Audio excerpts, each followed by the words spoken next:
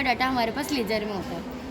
उसके बाद हमारे पास अकाउंट रिसीवेबल आता है, अकाउंट पेएबल और मर्चेंडाइज और बाकी सारी चीज़ें, अकाउंट पेएबल, ये सारी चीज़ें हमारी लेजर में होती हैं अलग अलग अकाउंट के हिसाब से कि किसके अंदर हमारे कितना पैसा आ रहा है, कितनी मर्चेंडाइज हमारे पास पड़ी हुई है और कितनी मर्चेंडाइज हम सेल आउट कर चुके हैं यानी कि बेच चुके हैं।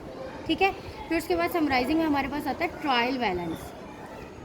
ट्रायल बैलेंस का मतलब है कि इन सबसे पहले हमने जर्नल बनाया, जर्नल के बाद उसकी क्लासिफिकेशन कर दी, जितने भी जर्नल में ट्रांजेक्शन हुई थी वो सिमिलर थी तो एक साथ करके रख दिया, उनका टोटल बजट जो है टोटल अमाउंट आ गई हमारे पास। उसी टोटल अमाउंट को डेबिट और क्रेडिट करके ट्रायल बैलेंस बनता है कि कितना हमारे पास डेबिट में बैलेंस है और कितना हमारे पास क्रेडिट में बैलेंस है। तो हमें पता चल जाता है कि हमारे पास आने वाला बैलेंस कितना है और जाने वाला बैलेंस कितना है।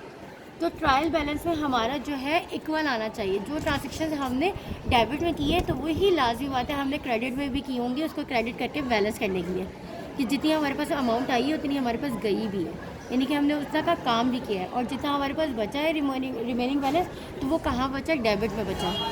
ठीक है, अब ये तो हो गई अकाउंटिंग की डेफिनेशन। ठीक है, अब इसके अंदर जो सबसे मेन पार्ट होता है वो हमारा होता है डेबिट और क्रेडिट का। सारी जितनी भी ट्रांजेक्शन होती है जर्नल के अंदर वो हमारी डेबिट और क्रेडिट में हो रही होती है। डेबिट का मतलब ये होता है हमारा कि जितना भी हमारा पैसा आ रहा है यानी कि रिसीव हो रही है, कोई भी चीज़ रिसीव हो रही है, चाहे वो अमाउंट की शक्ल में हो, चाहे वो थिंग्स की शक्ल में हो, किसी भी शक्ल में हो तो वो हमारा डेबिट कहलाता है। फिर दूसरा हमारे पास होता है क्रेडिट। क्रेडिट का मतलब होता है जाना, यानी कि पे करना किसी भी अमाउंट को या किसी भी चीज़ को। यहाँ हमारे पास से मर्चेंडाइज जा रही हैं या हमारे पास से अकाउंट पेबल कम हो रहा है तो वो सारी चीज़ें जो हैं हमारी पेबल में आती हैं, जो हमारे पास क्रेडिट होता है। लेकिन एक और बात, क्रेडिट हमारा बैलेंस बढ़ाता भी है।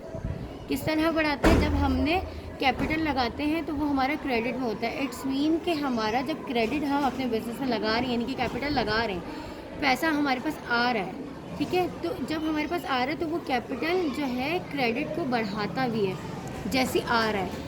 इट्स मीन कि हमारी सबसे पहले जो ट्रांजेक्शन होती है वो क्या होती है कि हमारे पास पैसा आ रहा है, कैश डेबिट और क्या कैपिटल क्रेडिट। तो इससे जो है हमारा कैपिटल आ रहा है यानी कि बढ़ रहा है, हमारी कंपनी में लग भी रहा है तो ये बढ़ रहा है जिसकी वजह से हमने कैपिटल और पैसा हमारे बिज़नेस में आ रहा है। तो बिज़नेस के ट्रांजेक्शन में हम लोग कैपिटल को जो है सीआर कर देते हैं, क्रेडिट कर देते हैं और डेबिट को हम कैश कर देते हैं कि हमारे बिज़नेस में इतना पैसा आ रहा था और जिसकी वजह से हमारा कैपिटल बढ़ रहा है।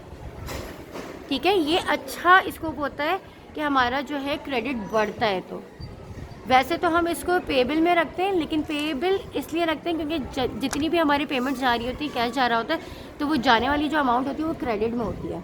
ठीक है, और आने वाली जितनी भी अमाउंट्स होती हैं वो हमारी डेबिट में होती हैं। अच्छा, उसके बाद यहाँ तक